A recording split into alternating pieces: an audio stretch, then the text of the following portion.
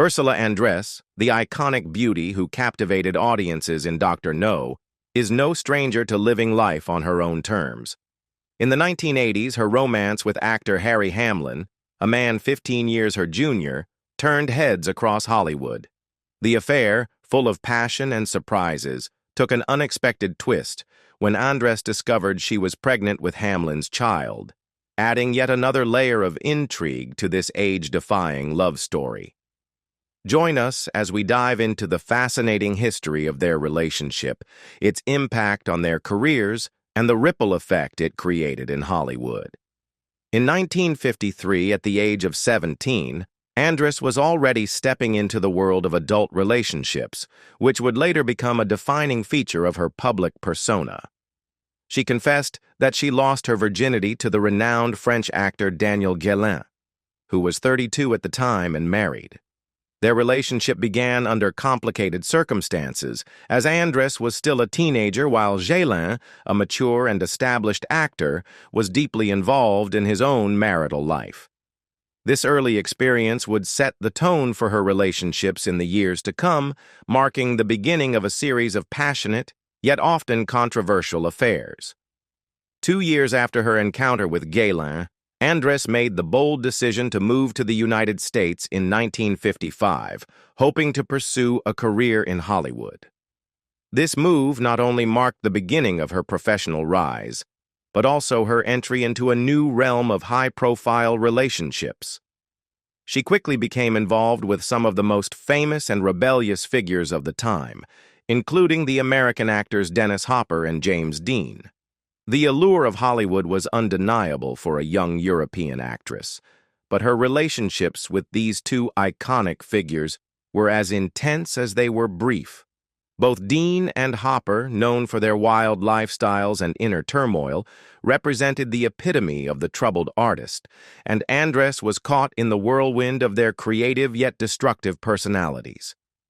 However, it was in 1955 that Andress's personal life took a more serious and scandalous turn with her involvement with actor and director John Derek.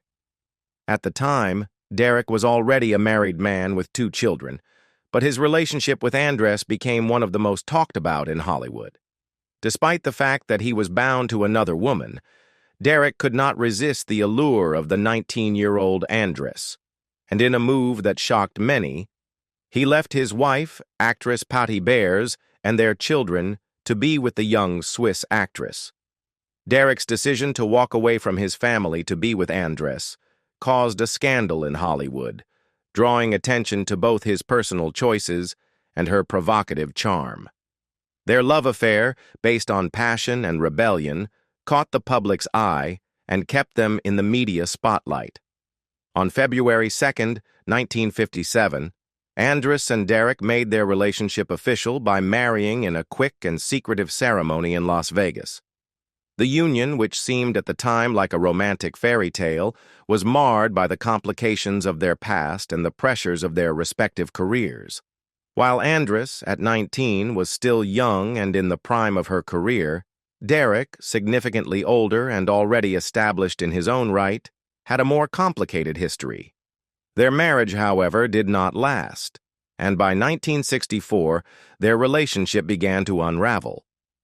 The cause of the separation was Andress's affair with her co-star Ron Ely, which added fuel to the flames of their already strained marriage. In 1966, Andress and Derek officially divorced, but their personal drama did not end there. During the years leading up to their divorce, Andress publicly continued to be involved with high-profile men, further cementing her reputation as someone unafraid to challenge societal norms and expectations. Notably, she had relationships with 2 of her co-stars, John Richardson, whom she had worked with in She, and the legendary Marcello Mastroianni, with whom she starred in The 10th Victim. These relationships, while not as controversial as her marriage to Derek, nonetheless continued to fuel the public's fascination with Andress's personal life. She seemed to be constantly surrounded by men of great power, fame, and charisma, with each relationship adding a new layer to her complex persona. From 1965 to 1972, Andress found herself in a deeply passionate and meaningful relationship with the French actor Jean-Paul Belmondo, whom she had met while working on the film Up to His Ears. Their partnership was one that Andress herself described as being the love of her life. Belmondo, known for his rugged charm and charismatic presence, was a rising star in France at the time, with a growing fan base that adored him for his roles in the French New Wave cinema. Andress, fresh off the heels of her Hollywood success, was still maintaining a strong international presence and enjoying the fame she had garnered as a sex symbol and actress. Their relationship was both passionate and intense, and Andress was said to have been deeply enamored with Belmondo, often speaking about him with great fondness in interviews. This relationship stood out in Andress's storied love life, partly due to the depth of her feelings for him. Although they never married, their connection remained a defining part of her personal history, one that she always looked back on with tenderness and a sense of longing. Their time together was marked by travel, adventure, and a shared love for the arts, as both were deeply entrenched in the film industry. Despite the highs of their relationship, it eventually came to an end, but it was a relationship that Andress always held dear, having described Belmondo as the love of her life. After her time with Belmondo, Andress entered into another live-in relationship, this time with Italian actor Fabio Testi, whom she met on the set of State Line Motel in 1973. Their relationship, which lasted until 1977, was filled with passion but also turbulence. Although their love affair was intense and they lived together for several years, there were periods of separation, with one significant breakup occurring during the course of their relationship. Despite the challenges, Andress and Testi continued to stay in each other's lives, though they never married. Throughout her life, Andress also had a series of high-profile flings and relationships with other famous figures, further cementing her status as one of Hollywood's most alluring and enigmatic stars. She dated the American actor Ryan O'Neal, a heartthrob of the 1970s, whose fame rose due to his roles in films like Love Story and Paper Moon. Their relationship, though brief, added another chapter to Andress's love life, which was always closely scrutinized by the press. She also had a relationship with John DeLorean, the famous automotive magnate who became infamous later on in life due to his legal troubles. DeLorean's connection to Andress added yet another layer to her complex love life, as their time together was marked by a blend of glamour, wealth, and scandal. In addition to these men, Andress was romantically linked with several other prominent figures in the world of entertainment, including the German actor Helmut Berger, the Italian actor Paolo Pizzaglia, and singer Johnny Dorelli. Each of these relationships, while perhaps more fleeting, reflected the range of men who found themselves drawn to Andress's magnetic beauty and allure. She was never one to settle for convention, and her relationships often defied traditional expectations of what a Hollywood starlet's personal life should look like. One of the most notable figures in Andress's love life during this period was Franco Nero, an actor who became her partner both on and off the screen. The two met while filming Red Bells, and soon began a passionate love affair. Franco Nero, a talented and charismatic Italian actor, was known for his roles in spaghetti westerns and dramas. The two seemed to have an undeniable chemistry, and their relationship was intense, even though they never married. Andress and Nero's romance further cemented Andress's image as a woman unafraid to follow her heart, no matter where it led her. Other men in Andress's life included Nels Van Patten, an actor and producer, and Richie Martin, the son of the legendary singer Dean Martin. These relationships, though less publicized, were just as integral to Andress's personal life, as she continued to form connections with men who were drawn to her beauty and her enigmatic personality. One particular incident in the late summer of 1978 captured the public's attention, adding another layer to the complicated narrative of her love life and further fueling the media's obsession with her. Andress suffered a broken arm, an injury that quickly became the subject of speculation and gossip, overshadowing the more mundane aspects of her life. The official story that circulated was that she had been struck by Hurricane Norman while body surfing in Malibu. It was a plausible explanation. Nature's unpredictable force was often a convenient scapegoat for high-profile accidents. However, rumors soon began to swirl, suggesting a more personal and volatile cause for the injury, one that pointed to a confrontation with her on-again, off-again boyfriend, actor Ryan O'Neal. The story of Andress and O'Neal's relationship was filled with tumultuous highs and lows. They first became romantically involved in the early 1970s, from 1972 to 1973, during a period when both were in the prime of their careers. O'Neal, known for his charming good looks and roles in romantic films like Love Story, was one of Hollywood's most sought-after heartthrobs. Andress, already a famous and established actress known for her iconic role as the Bond girl in Dr. No, was also a figure of intrigue and beauty. Their first relationship was passionate, but like many of Andress's other relationships, it ended in separation. Despite this, their connection was far from over. O'Neal and Andress rekindled their romance in 1977, reigniting a relationship that would again be marked by instability and public scrutiny. The period of 1977 to 1978 saw the couple's reunion, but their time together was far from smooth. It was a time marked by repeated breakups and reconciliations, a typical dynamic in the turbulent world of Hollywood relationships. Both Andress and O'Neal were known for their fiery personalities, and their relationship was often volatile, with rumors of emotional outbursts, jealousy, and disagreements. Andress, having been through multiple relationships and a marriage that ended in divorce, was no stranger to the complex emotions that come with being in a highly publicized romance, and she seemed willing to give O'Neal another chance. However, despite their passionate connection, their time together was filled with tension and unpredictability. Ursula Andress's life in the 1980s marked a new and deeply personal chapter, one that was defined by her relationship with actor Harry Hamlin.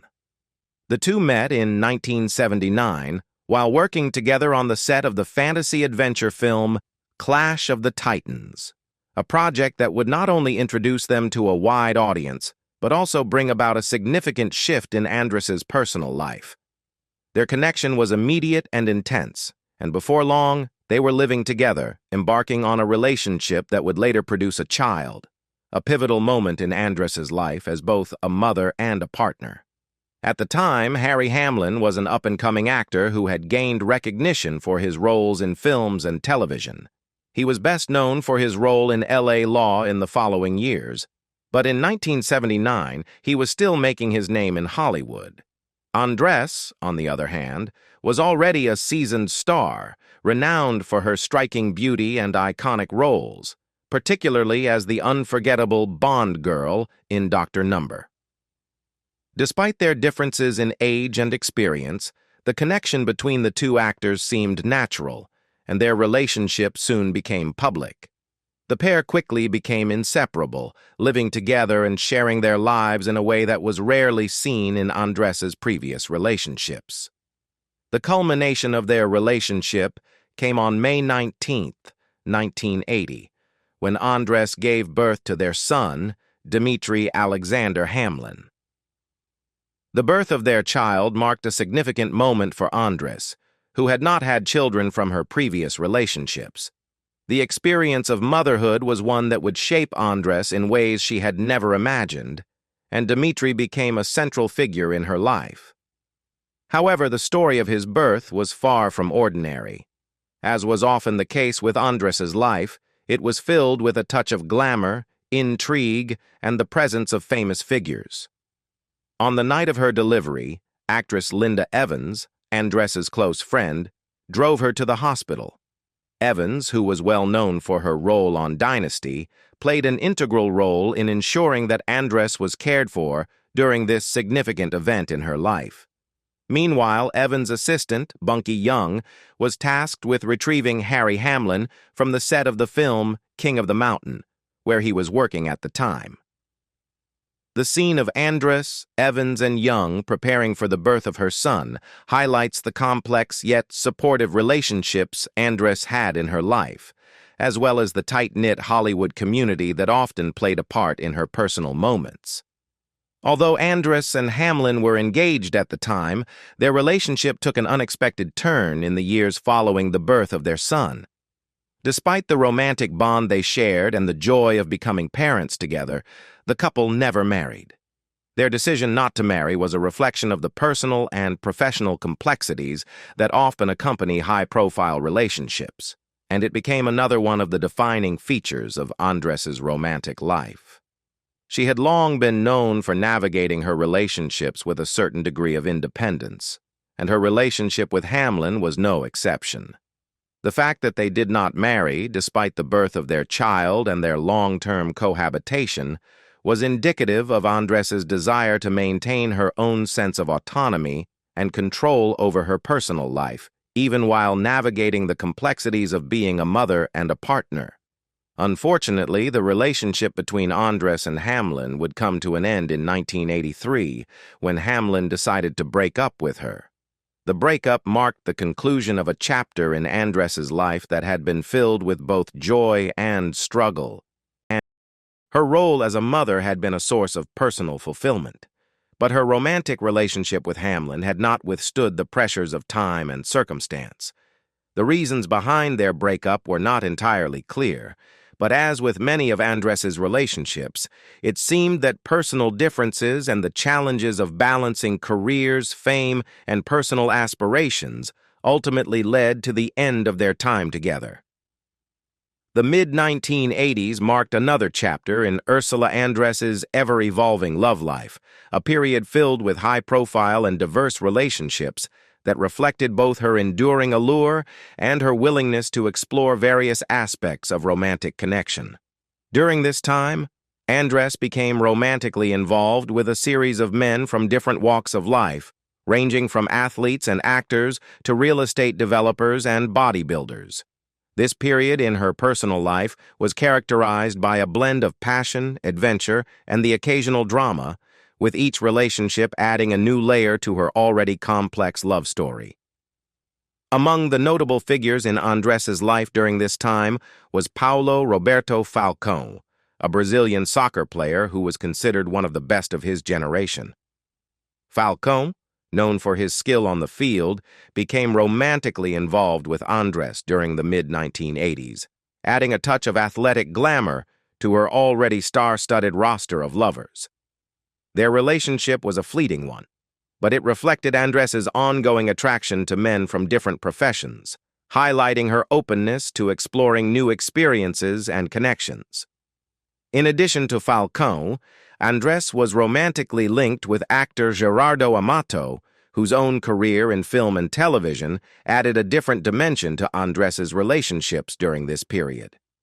Amato's charm and presence in the entertainment industry seemed to align with Andress's taste for dashing, charismatic figures, further fueling the media's fascination with her love life. Similarly, she was also linked to the renowned Spanish singer Julio Iglesias, whose smooth vocal style and international fame made him one of the most sought-after men in the music world. Their romance, though short-lived, reflected Andress's connection to a wide array of notable public figures across the globe, from athletes to musicians to actors. The mid-1980s also saw Andress involved with Stan Herman, a successful real estate developer. Herman, a prominent businessman, represented a departure from Andress's usual romantic interests in the entertainment industry. His background in real estate and business offered a sense of stability and groundedness that contrasted with the glamorous world of Hollywood. The relationship with Herman, like many of her others, was marked by its intensity, but it was not meant to last, as Andress's love life continued to evolve rapidly. Another significant figure in Andress's romantic history during this period was Mario Natokis, a bodybuilder who seemed to embody the physical strength and vitality that Andress was often drawn to in her partners. Natokis, known for his impressive physique, shared a brief but memorable connection with Andress, further adding to her reputation as a woman who was not afraid to explore her desires and interests with different types of men. Their time together, while short, was a reflection of Andress's ongoing appeal to men who were both physically and intellectually captivating. In 1986, Andress's love life took a more dramatic turn when she began a relationship with Fausto Fagone, a young Sicilian university student who was 20 years her junior. Fagone, who would later become a member of the Sicilian Regional Assembly, was just starting out in his life and studies when he became romantically involved with Andress. The relationship, which seemed unconventional to many, quickly became a subject of public fascination due to the large age difference between the two. Andress, who was in her 50s at the time, and Fagone, who was just starting out in his 20s, made headlines not only because of their age gap, but also because of the public's fascination with the power dynamics that such a relationship suggested. The relationship with Fagone, which lasted until 1991, was particularly controversial, especially with Fagone's parents, who were reportedly infuriated by their son's involvement with a much older woman. In many ways, this relationship defied societal norms, and the backlash from Fagone's family underscored the societal taboos that often surround relationships with significant age differences. However, Andress, ever the iconoclast, seemed unfazed by the criticism and continued her romance with Fagone for several years. Their time together added yet another layer to her enigmatic persona, further establishing her as a woman unafraid to follow her heart and live outside of conventional expectations. After her relationship with Fagone ended in 1991, Andress briefly dated martial arts expert Jeff Speakman. Speakman, known for his roles in action films, was yet another man who added intrigue and excitement to Andress's romantic history. The brief nature of their relationship seemed to mirror the often transient nature of Andress's love affairs during this period. Relationships that burned brightly but often faded just as quickly. Speakman, like many of the men she had been involved with, was known for his physicality and presence, and their brief connection added a touch of adventure and excitement to Andress's already colorful love life. In 2017, Ursula Andress made a significant decision to sell her home in Beverly Hills, marking a notable moment in her long and varied life. The property, located in one of the most prestigious areas of Los Angeles, was a symbol of her years living in the United States. Having spent much of her career and personal life in California, Beverly Hills had been the backdrop for many of her relationships, triumphs, and struggles. By selling the house at a considerable profit, Andress not only capitalized on a booming real estate market, but also signaled a shift in her life toward a more international lifestyle, one that would see her living in a number of different places around the world. Throughout her life, Andress has been no stranger to change, and her decision to leave Beverly Hills was in line with her restless nature. In the years following the sale, she lived in various locations, including Florida, Virginia, and Spain. Each of these places represented different chapters in her life, as she adapted to new environments, cultures, and ways of living. The time she spent in Florida may have offered her a quieter, more serene existence compared to the fast-paced, high-profile world of Hollywood, while Virginia provided a different kind of tranquility, rooted in American history and natural beauty. Spain, on the other hand, was a place where Andress could reconnect with her European roots, as her Swiss nationality and heritage gave her a strong connection to the continent. Spain, with its vibrant culture, rich history, and welcoming people, became a place where Andress could feel at home. Her time there was likely marked by moments of introspection and relaxation, away from the public eye that had followed her through the years. While living in Spain, Andress likely embraced the country's cultural heritage, perhaps finding solace in its art, architecture, and slower pace of life. Spain's warmth and beauty would have allowed her to indulge in a quieter existence, and it was here that she likely found time for personal reflection, away from the spotlight that had been a constant presence during her acting career. However, by 2022, Andress had found herself living a more bi-coastal and international lifestyle, splitting her time between an apartment in Rome, Italy, and a house in Gstaad, Switzerland, a location near her siblings. This new arrangement reflected a deeper shift in her approach to life, as she balanced the cosmopolitan appeal of Italy with the familial and serene environment offered by Gstaad, a small, picturesque Swiss village. Gstaad, known for its exclusivity and natural beauty, had long been a favorite retreat for the wealthy and famous, and it provided Andress with a peaceful escape from the public eye. It was here, near her family, that she could reconnect with her roots, spending quality time with her siblings and enjoying a life away from the chaos of Hollywood. The close proximity to her family offered a sense of stability and connection, which is often difficult to maintain in the glamorous and transient world of entertainment. Rome, where Andress also maintained an apartment, was another city that held a deep personal significance for her. The Italian capital, with its rich history, ancient ruins, and unparalleled art, likely provided a sense of cultural fulfillment and a connection to her European identity. As an actress, Andress had appeared in numerous films, many of which had strong international components, and her fluency in Italian made her perfectly suited to navigate the Italian way of life. By 2022, Andress's preferred language had become Italian, a reflection of her deep immersion in Italian culture over the years. The language, with its romantic cadence and expressive nature, became a tool for her to further explore the nuances of the world around her, and it served as a way for her to feel at home in the Mediterranean culture she had grown to appreciate. What do you think about Ursula Andress's relationships? Leave us your comments in the section below. We hope you have found this helpful video. Don't forget to leave a like, share, and subscribe to the channel if you like it. Thank you for watching this and see you in the next videos. Goodbye.